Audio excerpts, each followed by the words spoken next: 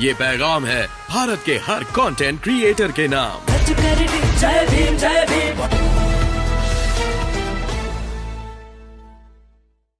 से मिला बहनों से,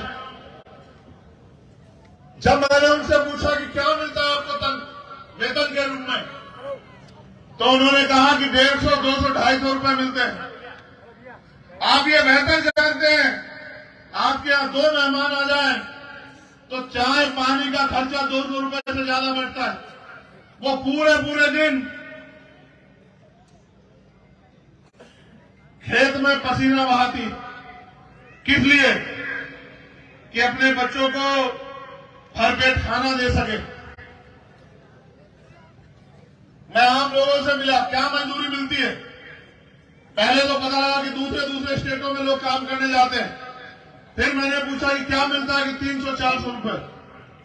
पढ़े लिखे नौजवान बेरोजगार घूम रहे हैं, हर किसी के आंखों में उम्मीद है, भावुकता है, दर्द है। देश को आजाद हुए 70 साल से ज्यादा हो गए। जाति के आधार पर गैर बराबरी, धर्म के आधार पर गैर बराबरी, आर्थिक आधार पर गैर बराबरी, साधन के आधार पर गैर बराबरी। जिस दिन देश आजाद हुआ, जिसकी जेब में जो था, जिसके खाते में जो था, जिसके रखरखाव में जो था, वही उसके पास था। आजाद तो हुए, लेकिन असली आजादी तब होगी जब समाज आर्थिक रूप से बराबर होगा, जब समाज जाति विहीन समाज बनके समाज के रूप में बराबर होगा, और जब धर्म जाति के आधार पर होने वाली हत्याएं बंद होंगी, अन्याय बंद होगा, जुर्म बंद होगा, महिलाएं सुरक्षित होंगी, बहन बेटियां खुली हवा में सांस लेंगी, तब जाके बराबरी की बात होगी। और ये तब तक नहीं संभव है जब तक कमजोरों के हाथ में सत्ता की चाबी नहीं आती। ये तब तक संभव नहीं है जब तक कमजोर उन कुर्सियों पर नहीं बैठते जहां से कानून बनते हैं, और जिनके हाथ, जिनकी कलम में इतनी ताकत होती है कि अन्याय होने पर अगर कोई अधिकारी न्याय न करे, या जो पॉलिसी बन रखी है उसका लाभ आम जनता को न मिले, तो उन पर कार्रवाई हो सके। मैं गांव में रुका, एक छोटा सा बच्चा मीडिया प्रभारी है वहां, उसके बाबा आके रोने लगे, उसकी दादी आके रोने लगी। एक छोटी सी नन्ही सी बच्ची जैसे मुझसे सवाल कर रही थी, बार बार हाथ लगा के, कि हमारे गांव में हमें घोड़ी पे नहीं बैठने दिया जाता, हमारे गांव में हम अपना झंडा नहीं लगा सकते हैं। मैं ये पूछना चाहता हूं मुख्यमंत्री से, फिर आपका पुलिस प्रशासन, आपका इंटेलिजेंस, आपकी सबका साथ, सबके विकास की बात, ये खोखले दावे किस लिए?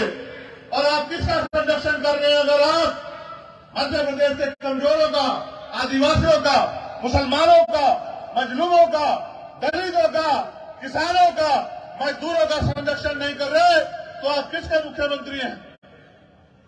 कई ऐसी बातें जो मैं आपसे शेयर भी नहीं कर सकता, जो मैंने अपने दिल में लगा ली। इस बात के साथ कि 12 फरवरी को हम लोग भोपाल में इकट्ठा हुए, और भोपाल से हमने ऐलान किया कि बहुत दिन हो गए हमें इनके चक्कर में पड़ते हुए, इनकी बातों में आते हुए, इनसे धोखा खाते हुए। अब ये मध्य प्रदेश में नहीं चलेगा, और ये मध्य प्रदेश में बंद हो सकता है मेरे साथियों, अगर आप अपनी वोट की शक्ति को समझ लो।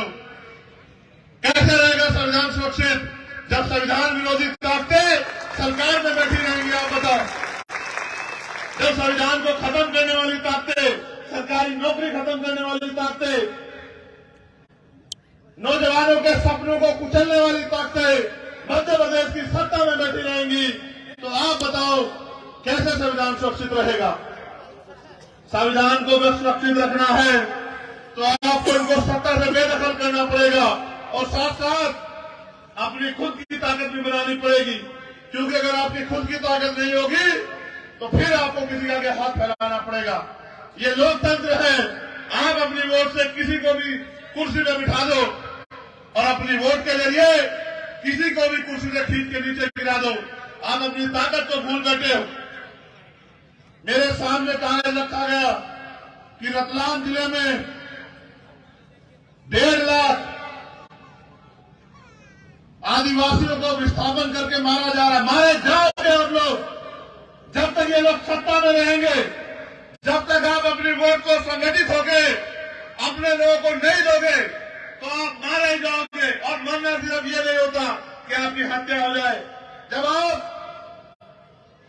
गैर बराबरी पर आधारित इस व्यवस्था को स्वीकार कर लेते हैं, अपने जमीन को कमजोर कर लेते हैं, जब आप गुलामी को अपनी जिंदगी मान लेते हैं तो आप बड़े गई हो जाते हैं। ऐसी जिंदगी का कोई फायदा नहीं। आपने देखा किस तरह से हमारे पदाधिकारियों को परेशान किया जा रहा है। 2 घंटे तक दिलावर के घर पुलिस नहीं गई, इसका घर घेर लिया। क्यों? इसलिए कि जो यहां सत्ता में वो केंद्र में भी सत्ता में है। और उनके एक सांसद ने बयान दिया, मैं शब्द भी नहीं कह सकता इतनी बड़ी आबादी को, और गैर जाने बगैर अगर कोई बोलता हो तो वो जाने कि देश की आजादी में सबकी हिस्सेदारी है। कोई पीछे नहीं देश की आजादी में, सबने बलिदान दिया है, सबने शहीदगी सही है, सबके जो है सबका खून शामिल है इस मिट्टी में, इसकी आजादी में। उसने बयान दिया उग्रवादी, आतंकवादी और तमाम तरह के ऐसे सब का है। और उसी को प्रैक्टिकली यहां हमारे साथी दिलावर खान के घर पे एक मॉब इकट्ठा हो जाता है। 2 घंटे तक अधिकारियों को आवाज नहीं आती। क्या अधिकारी इसके और उसके परिवार की बेबसी लाचारी में हंसना चाहता था? क्या अधिकारी कर्मचारी उस घड़ी का इंतजार कर रहा था कि कोई जालिम इनके घरों में आग लगा दे? हम तो सदियों से सहते आए इस देश में। जब जब हमने अपनी मेहनत से अपनी आवाज ऊंची की, स्वाभिमान सम्मान का जीवन जीने का प्रयास किया, तभी हमारी बस्तियां चली, तभी हमारे घर फूके गए, तभी हमें घर से बेदखल कर दिया गया। जब हमने अपनी जमीन तैयार की तो हमारी जमीन पूंजीपतियों को दे दी गई। और जब जब हमने आवाज उठाई तो गोली पुलिस की, सरकार के इशारे पे या फिर सामंतियों की लाठियां हमारी कमर पे टूटी। कब तक? क्या मध्य प्रदेश में हम लोग गुलामी की बेड़ियां काट नहीं सकते? काट सकते हैं, गुलामी की बेड़ियां भी काट सकते हैं और स्वाभिमान का जीवन भी प्राप्त कर सकते हैं। कैसे? ये लोकतांत्रिक देश है। आप लाखों की संख्या में इकट्ठे हो जाओ, लेकिन अगर आपके पास राजनीतिक शक्ति नहीं है, कोई नहीं सुनेगा आपको, कोई नहीं न्याय देगा आपको। और सब लोग मिलकर आपके साथ जो अन्याय हो रहा है उसका तमाशा देखेंगे। आप अपने मन से बताओ, क्या आपकी जिंदगी बदल चुकी है? मुंह खोलो, डरो मत, घबराओ मत। 14 राज्य में बताओ, अधिकारी कर्मचारी और नेताओं को सरकारों को पता लगना चाहिए क्या आपको रोजगार मिल रहा है, क्या आपको 2 धंधों में हिस्सेदारी मिल रही है, क्या बहन बेटियां सुरक्षित है मध्य प्रदेश में? अगर सुरक्षित है तो नेमावर के आरोपियों को क्या हुआ? नेमावर के आरोपियों को आपने नहीं देखा। सागर में जिन लोगों ने हमारी बहनों को अपमानित किया, हमारे भाई की हत्या की, उनको क्या हुआ आपने नहीं देखा? आप बता, क्या 52% ओबीसी क्या आदिवासी को जल जंगल जमीन में उसकी हिस्सेदारी के हिसाब से अधिकार मिलने नहीं चाहिए? क्या बता? क्या दलितों पर जो कास्ट एट्रोसिटी हो रही है और जो उनके अधिकार लूटे जा रही है, बंद होना चाहिए नहीं बंद होना चाहिए? आप बताओ। ये तब बंद होगा जब आप अपनी वोट को बहुत जिम्मेदारी से संगठित करके और एक एक वोट की कीमत समझते हुए, और जो मैं आपसे इशारे में नहीं खुल के कह रहा हूं कि खुद वोट दिलाने से काम नहीं चलेगा। अपनी वोट देने से वोट को दिलाना पड़ेगा। अपने अड़ोसी पड़ोसी दोस्त रिश्तेदार और आज से लग के जितने दिन चुनाव में बाकी अपनी अपनी विधानसभा में उतने ही लोगों को तैयार करके उनसे भी कह के कि बंद करो किसी के सहारे हाथ फैला के रहना।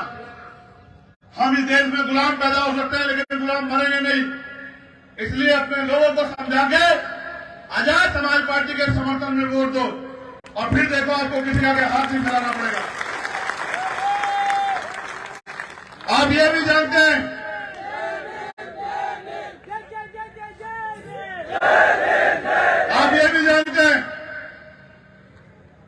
कि राजनीतिक शक्ति के दम पे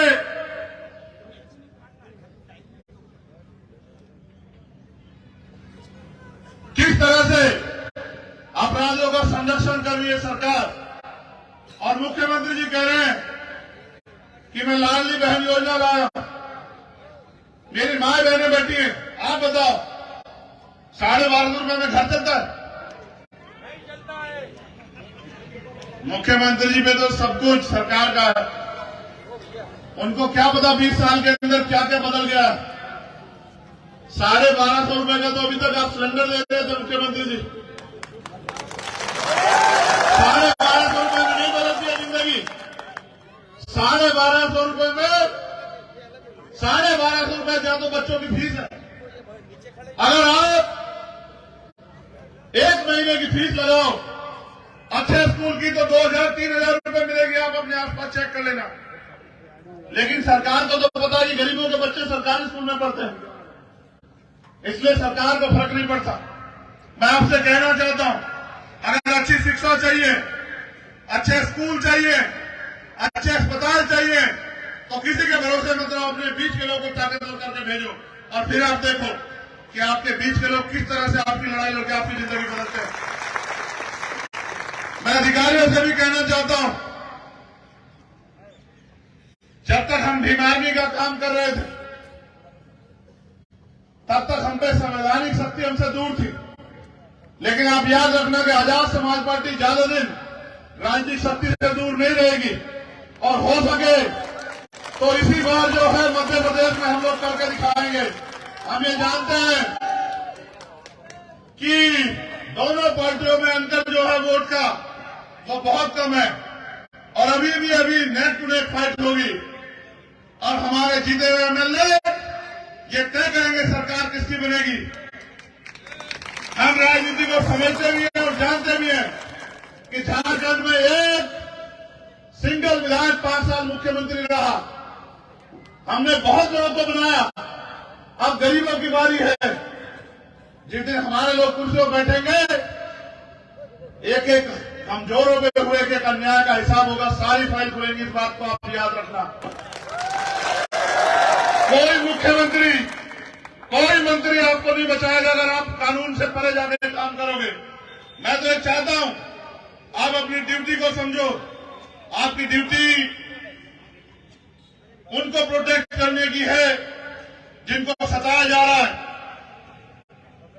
आपकी ड्यूटी सामंतियों को संरक्षण देने की नहीं है।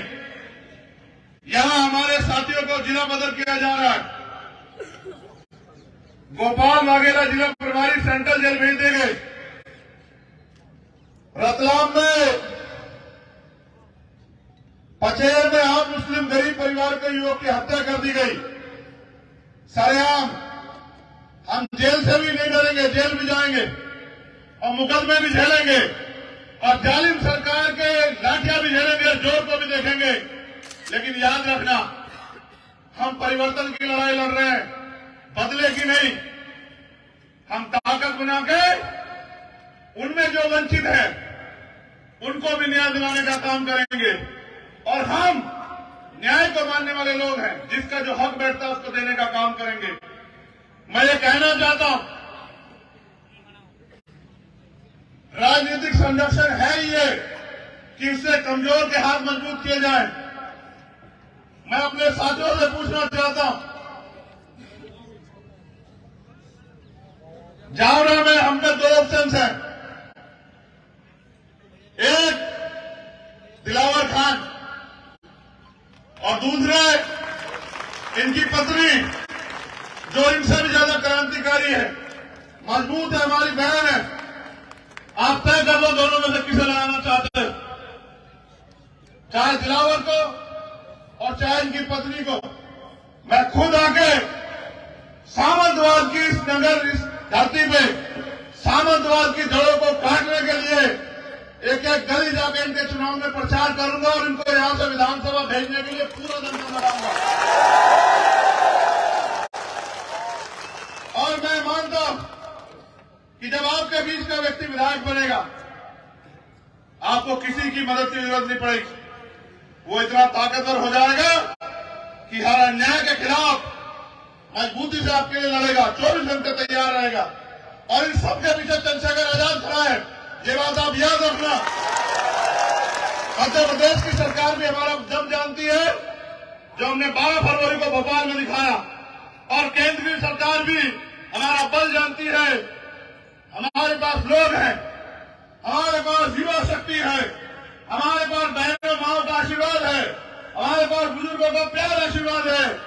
हमने 21 जुलाई को दिल्ली को बताया था कि हम कितना दम रखते हैं, और आगे हम लोग लगातार मेहनत करेंगे। मैं अपने भाइयों से कहना चाहता हूं, जिन्होंने 5 साल ना धूप देखा, ना छांव देखी, ना आंधी देखी, ना बरसात देखी, ना किसी भी तरह की मुसीबत, कोई भी परेशानी आपका रास्ता रोक पाई। 5 साल आपने संघर्ष किया, 2 महीने दम लगा के संघर्ष करो, गांव गांव जाओ, माओ को, बहनों को, बुजुर्गों को, बच्चों को समझाओ कि अपनी वोट को किसी और को मत सौंपो।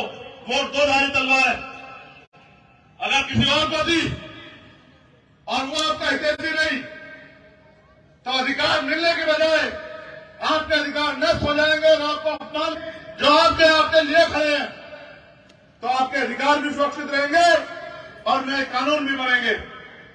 और फिर आपसे कह रहा हूं, आज जो हम यहां लड़ रहे हैं, जिस तरह से आपने प्यार दिया यहां जावरा में, अगर इस प्यार को अंजाम तक पहुंचाना चाहते हो, तो वोट की शक्ति से मेरे हाथ मजबूत करना कि मैं आंख से आंख मिला के इन सरकारों से आपके लिए आपके अधिकारों की रक्षा कर सकूं।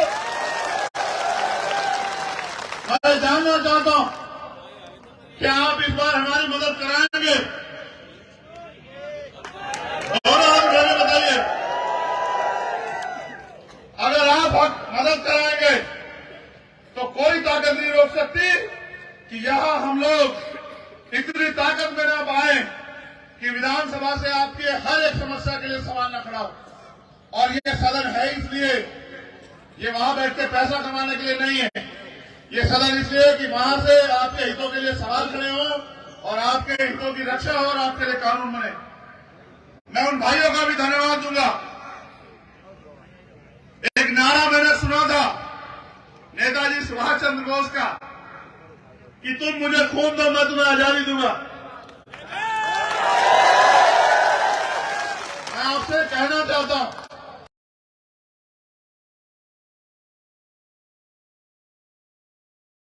subscribe to my channel and also press this bell icon so you never miss any new updates, cause whenever we upload